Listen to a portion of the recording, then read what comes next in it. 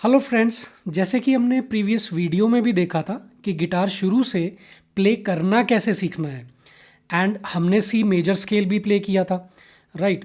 तो इस वीडियो में अब हम सीखेंगे कि सी माइनर स्केल प्ले कैसे करेंगे।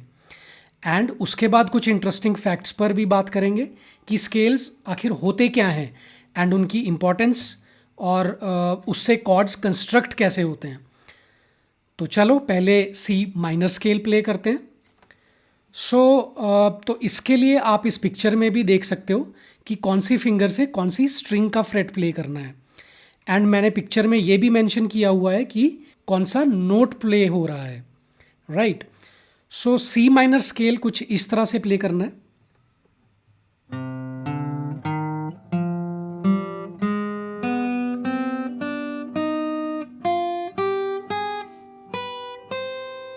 और इसी को फिर हम बैकवर्ड डायरेक्शन रिवर्स ऑर्डर में भी प्ले करना है, लाइक दिस।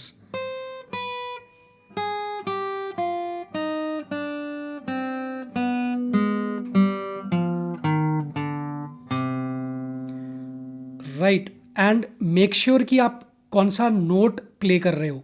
एंड जब ये आप प्ले करोगे तो साथ साथ में नोट्स भी आप याद कर लोगे, तो ये आपके लिए फ़ायदा ही होगा, राइट। सो ये स्टार्ट हुआ है fifth string, third freight and third finger. ये रिंग फिंगर थर्ड फिंगर है, राइट। सो थर्ड फिंगर से ये थर्ड फ्रेट फिफ्थ स्ट्रिंग, ये सी नोट प्ले हुआ, राइट।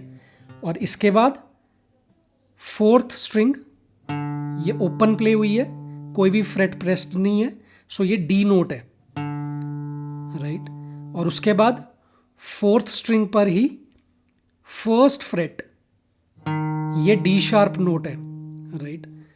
उसके बाद थर्ड फ्रेट फोर्थ स्ट्रिंग की, राइट, ये आपका एफ नोट है, राइट। इसके बाद थर्ड स्ट्रिंग ओपन है, राइट, ये आपका जी नोट प्ले हुआ, राइट। सो इसके बाद आपका थर्ड स्ट्रिंग का ही फर्स्ट फ्रेट, ये आपका जी शार्प है। एंड देन बी, ये आपका सेकेंड स्ट्रिंग ओपन प्ले हुई है, सो ये बी नोट है, राइट। एंड उसके बाद आपका सेकेंड स्ट्रिंग का ही फर्स्ट फ्रेट, सो ये प्ले हुआ आपका सी नोट, राइट। इसके बाद आपका सेकेंड स्ट्रिंग पे जो थर्ड फ्रेट है ये वाला, राइट, ये आपका डी नोट प्ले हुआ, ये थर्ड फिंगर से रिंग फिंगर से प्ले करना है।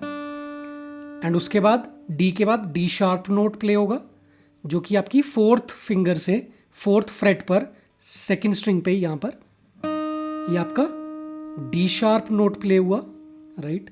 एंड इसके बाद सीधा फर्स्ट स्ट्रिंग का फर्स्ट फ्रेट फर्स्ट फिंगर से, राइट, ये एफ नोट। और फिर उसके बाद थर्ड फ्रेट फर्स्ट स्ट्रिंग पे ही थर्ड फिंगर से ये जी नोट प्ले हुआ। और उसके बाद जी शार्प, ये फोर्थ फिंगर से जो आपकी स्मॉलेस्ट फिंगर है फोर्थ फ्रेट पे ये जी शार्प नोट प्ले हुआ। एंड उसके बाद ये सेवेंथ फ्रेट थर्ड फिंगर से प्ले करना है, राइट, फर्स्ट स्ट्रिंग पे ही। एंड उसके बाद ये बी नोट था, इसके बाद सी नोट प्ले हुआ फोर्थ फिंगर से एट्थ फ्रेट पे ये सी नोट। और उसी तरीके से हम बैकवर्ड डायरेक्शन में जाएंगे।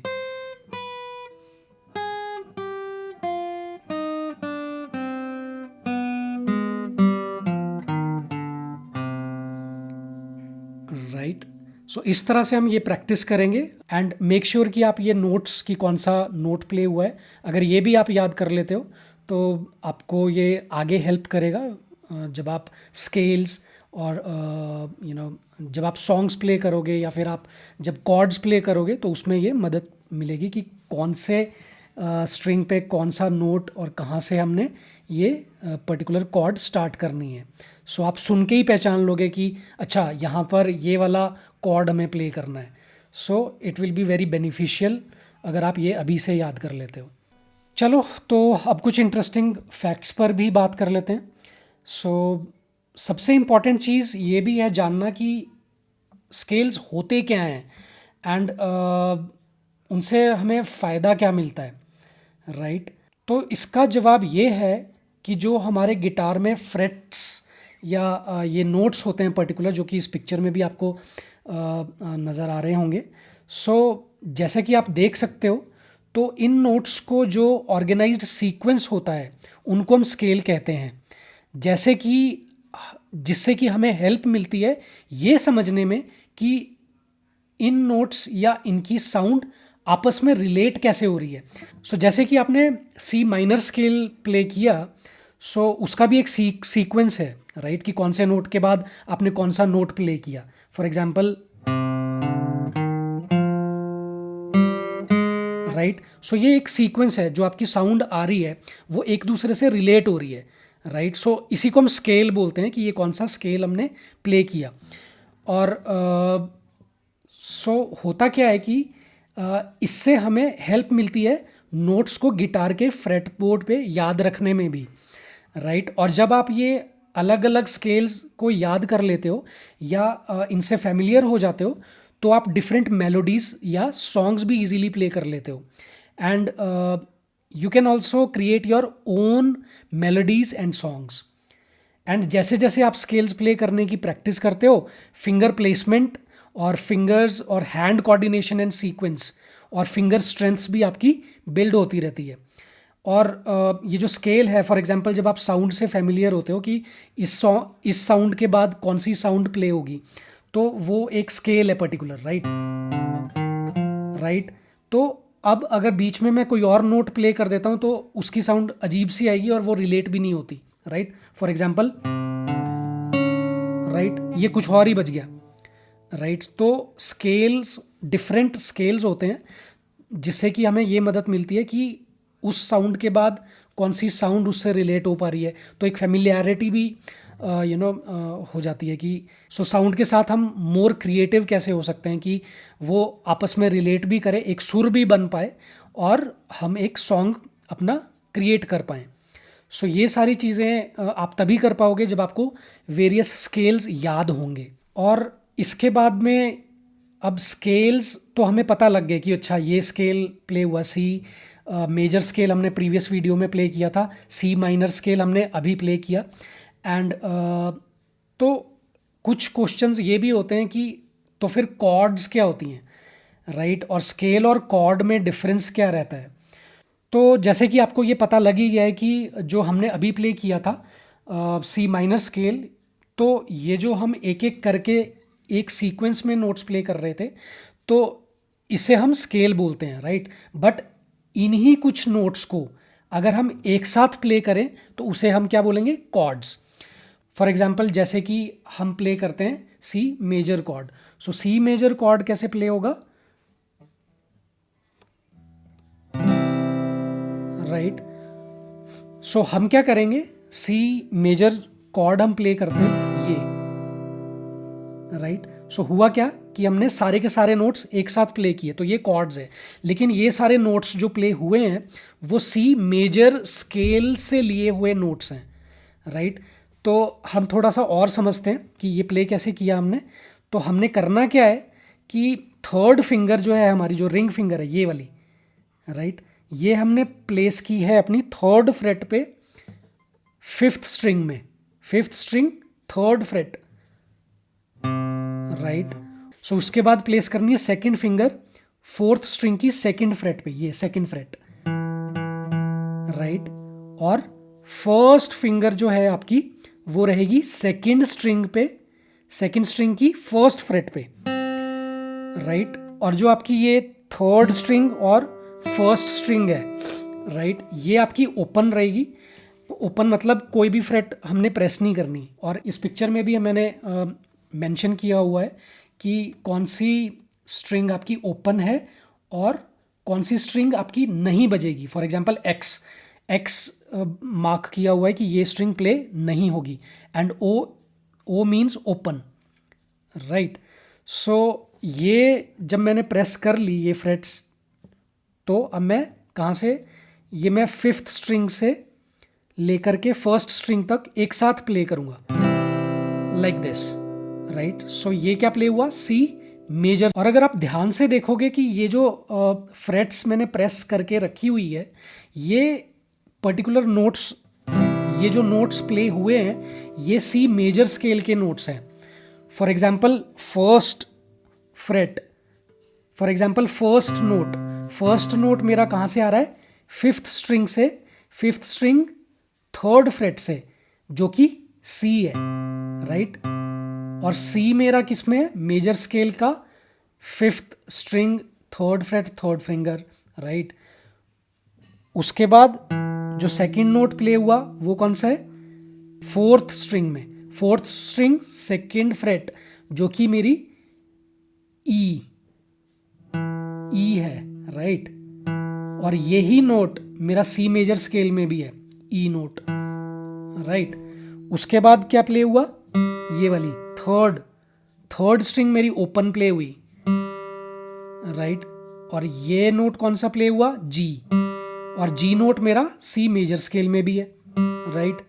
और उसके बाद क्या प्ले हुआ, ये सेकंड स्ट्रिंग का सी फर्स्ट फ्रेट में, राइट।